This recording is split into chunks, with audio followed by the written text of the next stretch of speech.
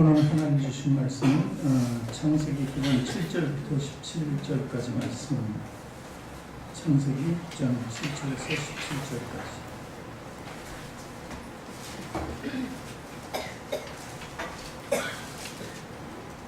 17절까지. 성경 10페이지, 성경 10페이지에 있습니다.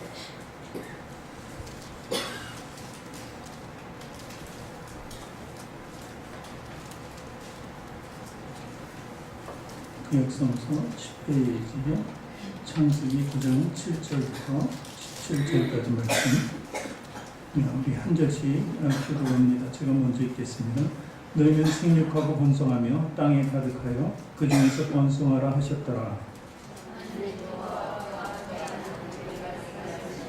내가 내 언약을 너희와 너희 후손과 너희와 함께하며 모든 생물을 곧 너희와 함께한 새와 생각과 땅의 모든 생물을 세우니 방주에서 난 모든 것곧 땅의 모든 짐승이 되니라.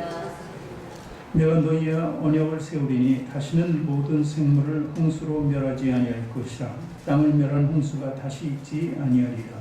하나님이 이르시되 내가 나와 너희와 함께하는 모든 생물 사이에 대대로 영원히 세운 언약의 증거는 이것이니라. 내가 내 무지개를 구름 속에 두었나니 이것이 나와 세상 사이의 언약의 증거니라. 내가 구름으로 땅을 덮을 때에 무지개가 구름 속에 나타나는 내가 나와 너희와 및 육체를 가진 모든 생물 사이에 내 언약을 기억하리니 다시는 우리 모든 육체를 멸하는 홍수가 되지 아니할지라. 무지개가 구름 사이에 있으리니 내가 보고 또 나 하나님과 모든 육체를 가진 땅의 모든 생물 사이에 영원한 언약을 기억하리라. 같이 읽습니다. 하나님이 노아에게 또 이르시되 내가 나와 땅에 있는 모든 생물 사이에 세운 언약의 증거가 이것이라 하셨더라. 아멘. 두 손을 가슴에 얹고 저를 따라 고백하시기 바랍니다. 하나님께서는 나를 사랑하신다. 하나님께서는 나를 사랑하십니다. 하나님께서는 나를 존귀하게 여기신다. 하나님께서는 나를 존귀하게 여기십니다. 하나님께서는 나를 축복하신다. 하나님께서는 나를 축복하십니다. 네. 하나님께서는 내 문제를 해결해 주신다. 하나님께서는 내 문제를 해결해 주십니다. 믿으십니까? 아멘. 우리 앞뒤 전후자에 계신 분들에게 새해 복 많이 받으세요. 당신을 사랑하고 새해 복 축복합니다. 많이 받으세요. 하나님 축복합니다. 새해 복 많이 받으세요. 새해 복 많이 받으세요. 새해 복 많이 받으세요. 축복합니다. 축복합니다. 축복합니다.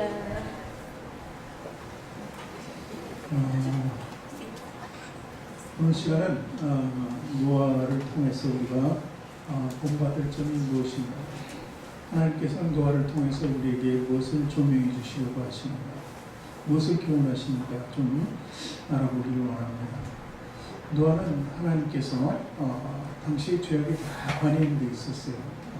하나님이 세상을 지고 세상 지었음을 한탄하실 정도로 하나님께서 만든 피조물인 사람이 다 죄악 속에 있었습니다. 그런데 단 한 명, 노아는 의롭다고 했습니다. 의입니다. 그래서 노아를 제외한 모든 사람들은 죄악 중에서 너무나 정말 하나님 보시기에 악한 삶을 살았던 것이죠. 그래서 노아를 믿음의 주인공으로 이렇게 딱 세웁니다. 그리고 노아에게 하나님께서 모든 것을 다 멸절할 것이라는 것을 예언하시죠. 그리고 말씀을 주십니다. 그래서 노아 외에는 이 땅에 아무도 없을 거라고 이제 그렇게 말씀을 주시는 거죠. 그래서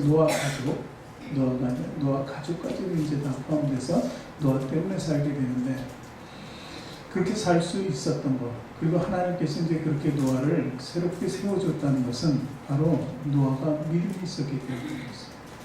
믿음이 있다는 것은 모든 삶이 정말 소망 없이 끊어진다 그래도 반드시 믿음 안에서 소망을 가질 수 있는 것을 얘기해주고, 또 믿음과 소망을 가질 수 있게 해준 것은 전적으로 하나님의 사랑이다 이렇게 나옵니다.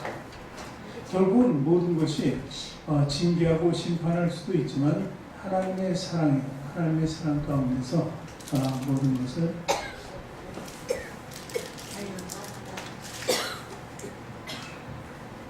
할 수 있다 하는 것이죠. 네. 사실 우리가 살면서 가장 큰 문제는 믿음입니다. 믿음이 있을 때는 우리가 평안한데 믿음이 없을 때는 불안하고 두렵다는 것이죠. 그래서 세상 사람들은 우리 믿고자 하는 구석이 없어요, 사실. 그래서 물질을 의지하고 눈에 보이는 것을 의지합니다. 그러니까 눈에 보이는 것이 없으면 당장 두렵죠. 무섭습니다. 사는 것이 굉장히 힘들기도 한 것이죠. 그러니까 스스로 어떻게 보면 만들어갈 수도 있는 것이죠. 그래서 사람들이 재난을 겪은 뒤에는 트라우마라는 게 생겨요. 트라우마. 그래서 어떤 사람이 가다가 교통사고가 났어요. 그럼 자동차를 타기가 굉장히 겁이 나요. 그래서 트라우마라고 하죠. 어떤 사람들이 이제 겨울이니까 지나다니다가 갑자기 그 얼음이 있는 것을 모르고 지나가다가 미끄러져서 넘어집니다. 그럼 얼음만 보면, 빙판만 보면 아주 트라우마가 있어요. 그래서 그 길로 가지 않으려고 하는 거죠. 이것이 두려움에 대한 병이죠. 계속해서 그 트라우마가 남기 때문에 신앙생활을 할 수밖에 없는 것이죠. 근데 하나님께 주시는 믿음은 이 트라우마를 없애주는 것이죠. 평안이라고 하는 것이고, 그래서 2차 대전 당시에 히틀러가 전쟁을 일으켰죠. 그때 이제 많은 사람이 죽었습니다. 근데 미군도 이제 연합군에 참여해서 나치 독일과 싸우게 되는데, 그때 미군 군인들 전사자만 30만 명이었어요. 30만 명. 많은 청년들이 거기서 희생을 당했죠.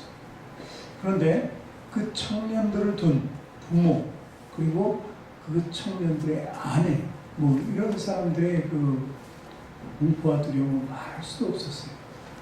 그러니까 그것이 그 사람들에게 트라우마가 되는 것이죠. 그러니까 그 트라우마 때문에 심장병으로 죽고 뭐 가슴병으로 걱정과 불안, 근심 때문에 죽은 사람이 100만 명이에요. 그러니까 이 전쟁터에서 싸우다가 총알 맞아 죽은 사람은 30만 명인데, 후방에서 걱정과 근심으로 있다가 죽은 사람은 100만 명이나 됐다는 것이에요. 그러니까 사실 두려움의 공포가 더 크다는 것을 우리에게 알려줍니다. 제가 미국에 있을 때 사실 이라크 전쟁이 있었어요. 이라크 미군과 그때 당시 이라크로 보낸 한인들, 미국에 있는 교포사회 한인들 그러니까 부모님들이 있어요. 그 가족들이 정말 교회 와서 열심히 기도합니다. 그 모습을 보고, 근데 그 자녀들이 죽기도 하잖아요. 뭐 한인들이라고 해서 교회 다닌다고 해서 그 아들이 또 그 벗어나서 이렇게 하나님의 사랑과 보호 안에 이렇게 딱 있는 것은 아닙니다. 그 믿음을 어디에다 둬야 될지 모르지만 그래도 죽는 친구도 있었다는 것이에요. 이렇게 사람이 두려움과 공포 속에 있으면 정말 뭔 일을 못해요. 그 사람들 보면은 정말 손에 잡히는 일이 없을 만큼 자식들을 걱정하고 남편을 걱정하는 그 모습을 볼 수 있었던 말이죠. 근데 왜 제가 이런 말씀을 드리냐면, 지금 읽은 말씀은 노아가 홍수 지나고 이제 자리를 잡고 다시 한번 세상 하나님께서 축복을 해주는 그 자리예요. 새 창조가 된 거죠. 그래서 새 창조된 그 상태에서 축복받는 자리인데, 노아에게는 이제 트라우마가 있었어요. 무슨 트라우마가 있었냐면 비입니다. 비. 그 비가 내리면서 40주야를 비가 내렸는데 위에서 내려오고 밑에서 올라오고 뭐 이건 전혀 예측도 보지도, 그때까지는 비가 없었으니까 비라는 걸 잘 몰랐으니까 그래서 너무나 놀랐을 거라는 거죠. 뭐 방주 안에 있었지만 밖에서 들으면 그 죽어가는 사람들의 울부짖음도 있었고, 그리고 또 비가 그쳤는데 그 한 1년 정도로 1년을 또 그 물에 떠다니면 됐고, 자기 의지로 갈 수 없는 게 방주예요. 방주는 그냥 떠다니는 거예요. 어떤 키도 없습니다. 엔진도 없어요. 그냥 떠 있는 거죠.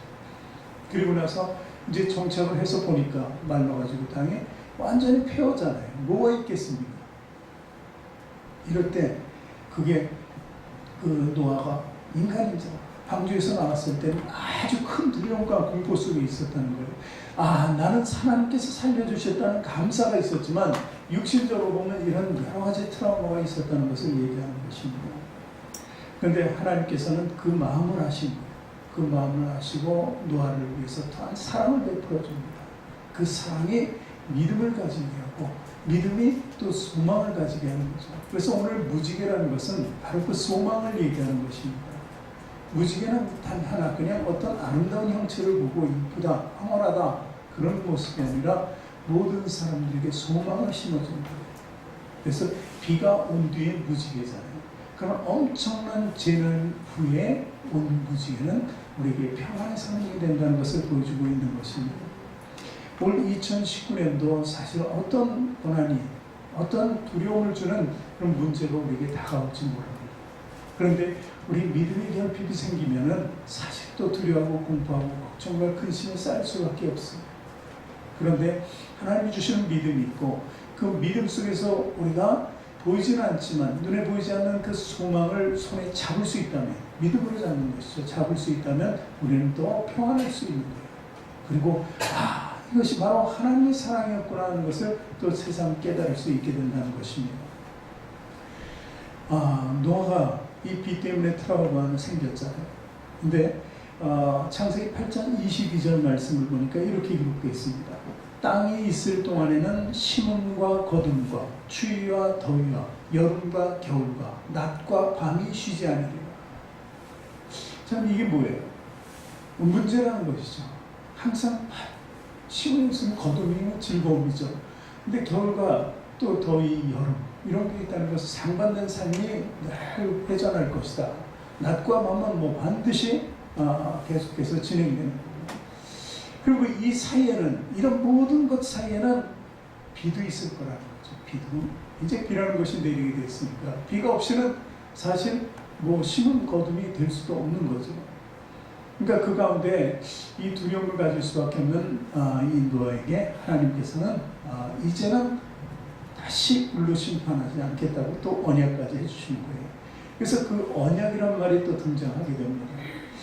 그 언약이라는 것에 대해서 또 나중에 얘기하겠지만, 그래서 우리가 이스라엘 역사를 보면 아주 치밀한 시기가 있었어요. 치밀한 시기. 이제 이스라엘이 솔로몬 시대 때, 다윗이 이제 큰 왕국을, 아주 최고의 왕국을 세웠죠.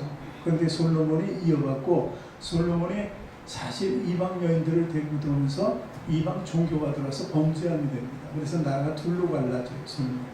근데 이 두 나라 역시 하나님을 떠나 삶을 살고 폐역하니까 하나님께서 북쪽에 있는 북이스라엘부터 아수를 통해서 멸절을 시킵니다. 그 다음에 남유다가 남았는데 정신 못 차린 남유다 역시 바벨론에서 멸망당하게 되죠. 이렇게 그래서 다 포로 생활하고 나라도 잃어버렸어요. 근데 하나님이 이제 회복시켜 주겠다는 약속을 합니다.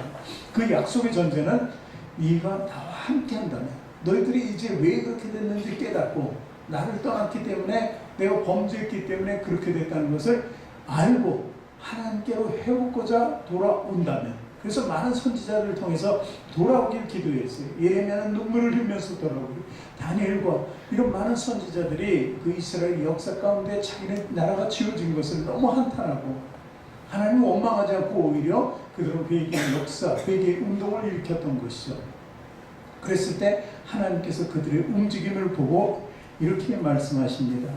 이사야서 41장 8절, 9절, 10절 같이 읽습니다.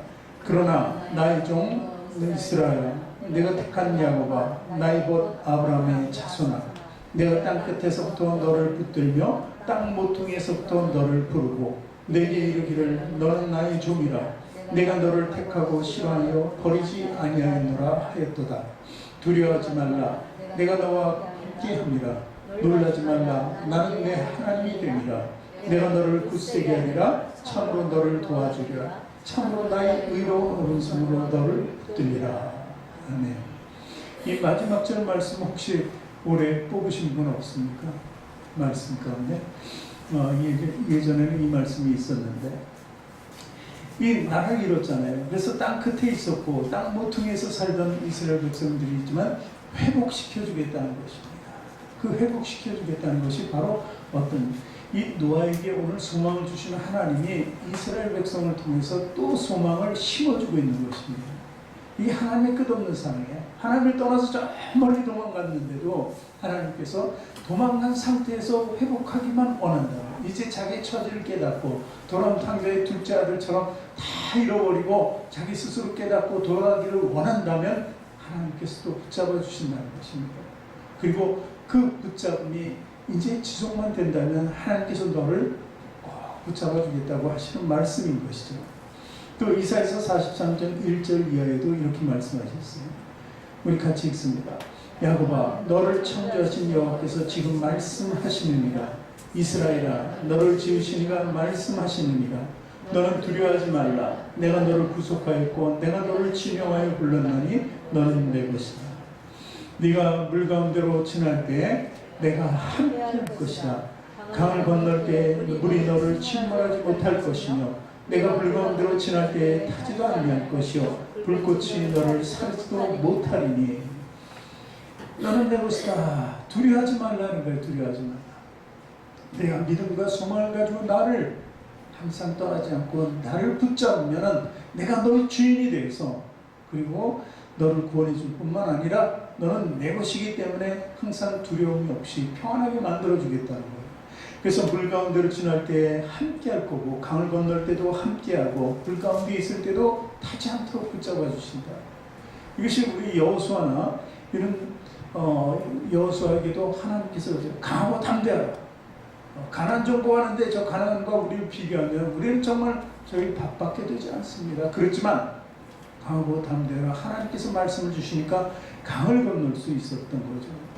그리고 무엇이든지 거치는 것이 없도록 만들어준 게 하나님이시라는 거예요. 그 불에 타지도 않는 것도 역시 마찬가지로 성경 안에 다 나오는 이야기예요.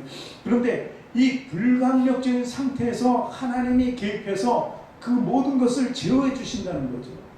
2019년도에 여러분도 마찬가지예요. 저도 마찬가지예요. 어떤 일이 어떻게 다가올지 모르지만 이 불강력적인 그런 일들도 우리에게 끊임없이 다가올 수 있다는 것입니다. 그럴 때 누구를 붙잡아요? 하나님을 붙잡으라는 거예요. 두려워하지 말고 붙잡으라는 거예요. 왜냐하면 너는 내 것이라고 말씀하시는 거예요.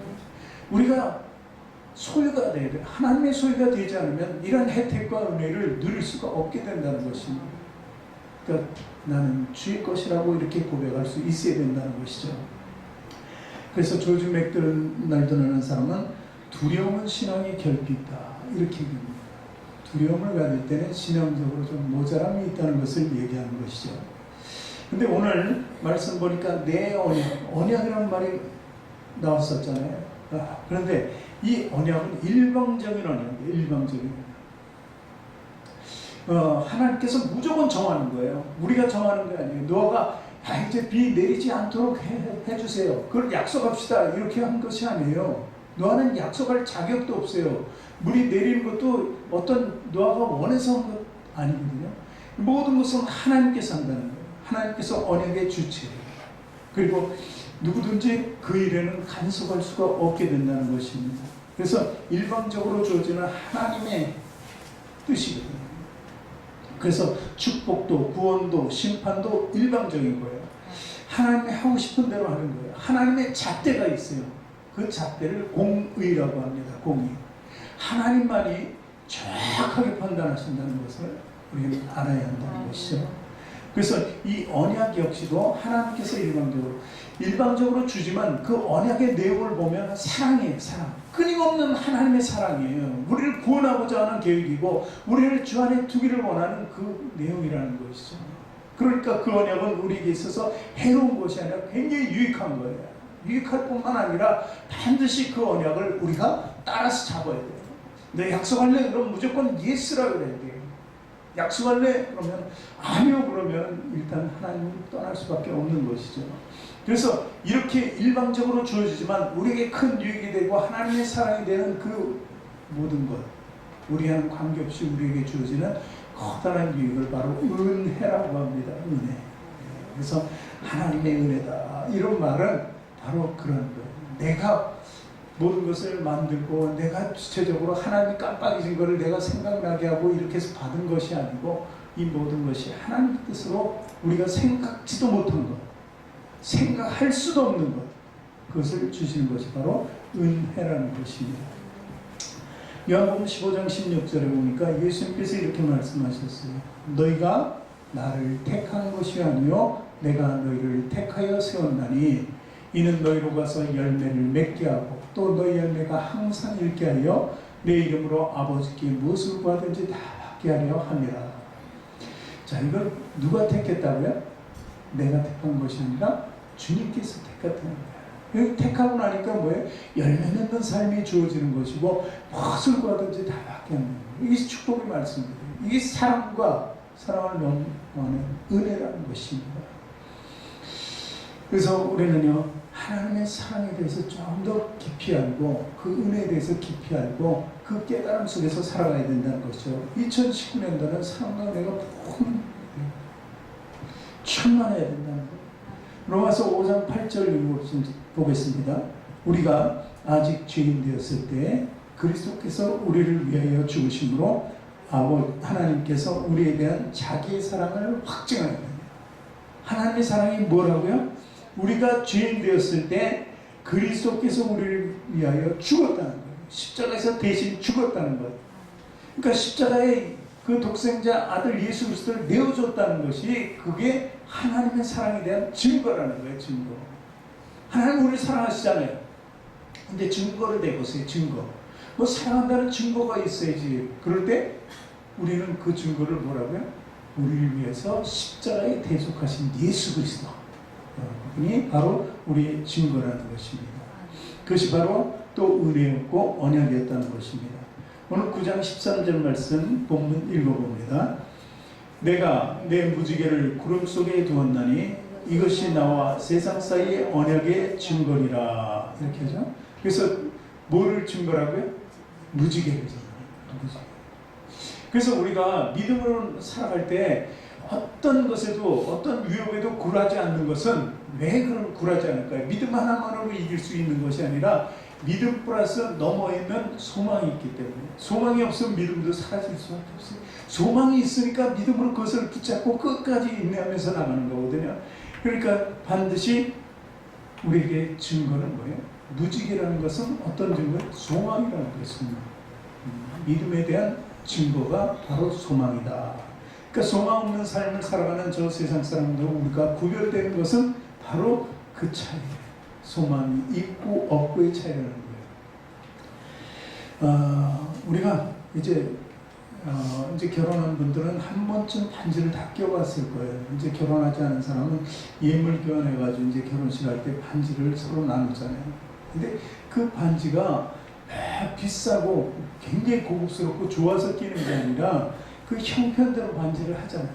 근데 끼는 것은 이 결혼을 기념하는 거죠. 내가 결혼했다는 것의 증거잖아요. 그래서 어떤 젊은 사람은 그 반지를 끼고 있다가 이렇게 이쁜 여자를 보면 또 반지를 빼서 주머니에 넣기도 한다 그러죠. 결혼 안 한 것처럼 속지 않아야 되는데 그 사람의 욕심이죠. 근데 어쨌든 그것이 바로 증거라는 것이죠. 여러분, 하나님께서 무지개를 보여줬다. 그러면 하나님께서 뭔가 은혜의 증거를 보여줬다 하는 것을 아셔야 돼요. 창세기 9장 14절 15절 오늘 본문 말씀 또 읽습니다. 내가 구름으로 땅을 덮을 때 무지개가 구름 속에 나타나면 내가 나와 너희와 및 육체를 가진 모든 생물 사이에 내 언약을 기억하리니 다시는 물이 모든 육체를 멸하는 홍수가 되지 아니할지라. 이렇게 기록하고 있습니다. 그러니까 기억하라는 거예요. 무지개. 항상 비가 온 뒤에 무지개가 있다는 것은 전에도 얘기했지만 아름답다, 황홀하다, 갑자기 쌍무지개까지 떴네 그러면 사진을 찍고 서로 막 보내는 것이 아니라 그 무지개가 하나님의 증거구나. 큰 글씨로 소망이라는 글씨를 나에게 보여주는구나.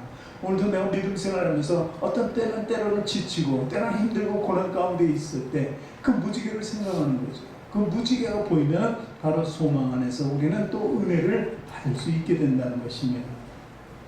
그래서 무지개는 우리의 도구가 되어야 돼요. 뭔가 일을 할 때 도구가 필요하잖아요. 우리도 우리 삶을 펼쳐나갈 때 참으로 우리에게 딱 맞는 도구가 있어야 되는데 그리스도인들에게 딱 맞는 도구는 바로 뭐라고요? 무지개라는 소망이라는 것입니다.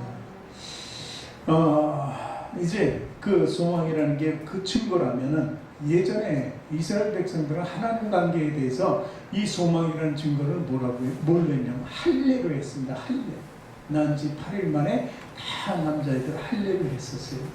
그것이 할례가 증거였어요. 하나님께서 주시는 은혜의 증거, 믿음의 증거였어요.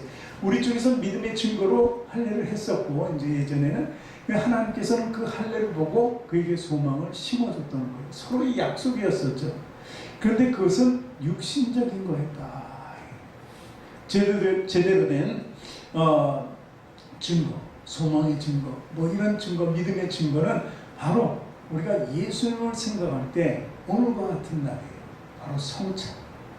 역시 주님께서 기념하라고 했거든요. 꼭 너는 나를 기념해야 된다.